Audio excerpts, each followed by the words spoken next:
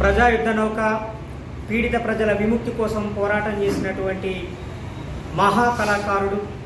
ఈ సమాజంలో ఉన్న వర్గకుల అసమానతలు, అన్ని రకాలైన అసమానతలు తొలగిపోవాలని కోరుకున్న ఒక గొప్ప సాంస్కృతిక యోధుడు ప్రజాకవి గద్దరన్న. ఆయన మరణించి సంవత్సరం గడిచింది. రాష్ట్ర వ్యాప్తంగా గద్దరన్నని స్మరించుకుంటూ ప్రజలు స్వచ్ఛందంగా వర్ధంతి కార్యక్రమాలు నిర్వహించుకుంటున్నారు. ఈ నేపథ్యంలో హన్మకొండ కేంద్రంగా ప్రెస్ క్లబ్లో ఈ నెల 31వ తారీఖున గద్దరన్న ప్రథమ వర్ధంతిని గద్దర్ విగ్రహ ప్రతిష్టాపన కమిటీ ఆధ్వర్యంలో నిర్వహించడం జరుగుతూ ఉంది.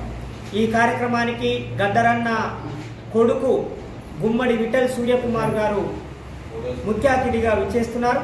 అదేవిధంగా హైదరాబాద్ నుండి సీనియర్ జర్నలిస్టు పాషం యాదగిరి గారు, ప్రజాయుద్ధ గాయని విమలక్క గారు, ఉద్యమకారులు పృథ్వీరాజ్ యాదవ్ గారు, కాకతీయ యూనివర్సిటీ ప్రొఫెసర్ వెంకటనారాయణ గారు, OBC national Jack convener Sai Narender గారు, ఇంకా చాలామంది ఈ కార్యక్రమంలో పాల్గొంటున్నారు. ఈ కార్యక్రమాన్ని జయప్రదం చేయాల్సిందిగా ఉమ్మడి వరంగల్ జిల్లా ప్రజలందరికీ గద్దర్ విగ్రహ ప్రతిష్టాపన కమిటీ తరఫున విజ్ఞప్తి చేస్తూ ఉన్నాను. వరంగల్ జిల్లాతో గద్దరన్నకి ఒక విడదీయలేని అనుబంధం ఉన్నది. ముఖ్యంగా ఈ తెలంగాణ ప్రాంతంలో జరిగిన నక్సల్బరీ సాయుధ పోరాటంలో ప్రజల్ని సాయుధ పంధాలోకి నడిపించడానికి వరంగల్ ఉత్తర తెలంగాణ కేంద్రంగా పనిచేశాడు గద్దరన్న.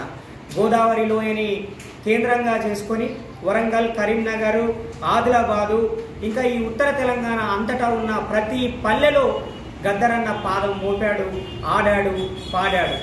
ఈ ప్రజల కోసము తన జీవితాన్ని అంకితం చేశాడు. తెలంగాణ రాష్ట్ర ఉద్యమంలో నిరంతరము ప్రజల్ని చైతన్యం చేస్తూ వేలాది పాటలతోటి వేలాది ప్రదర్శనలు ఇచ్చినటువంటి సందర్భం మనం గుర్తు చేసుకోవాలి. ఈ వరంగల్ జిల్లాలో ఆయన పాదయాత్ర కూడా చేశాడు. తెలంగాణ రావాలి అని, అదేవిధంగా అమరులైన కుటుంబాలకి న్యాయం చేయాలని, అమరుల శవాలని అప్పగించాలని రాజ్యంతో పోరాటం చేసే క్రమంలో చంద్రబాబు నాయుడు ప్రభుత్వం గతంలో ఆయన మీద తుపాకీ తూటాలని పేల్చిన సంగతి కూడా మన అందరికీ తెలుసు. ప్రజల కోసము తుపాకీ తూటాల్ని తిన్నటువంటి వ్యక్తి గద్దరన్న. జీవితాంతం ప్రజల కోసం పోరాటం చేసినటువంటి వ్యక్తి గద్దరన్న.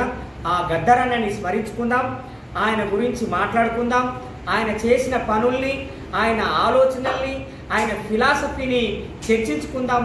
మనం అందరము ఉమ్మడిగా మన జ్ఞాపకాల్ని, గుర్తుల్ని కలబోసుకుందాం.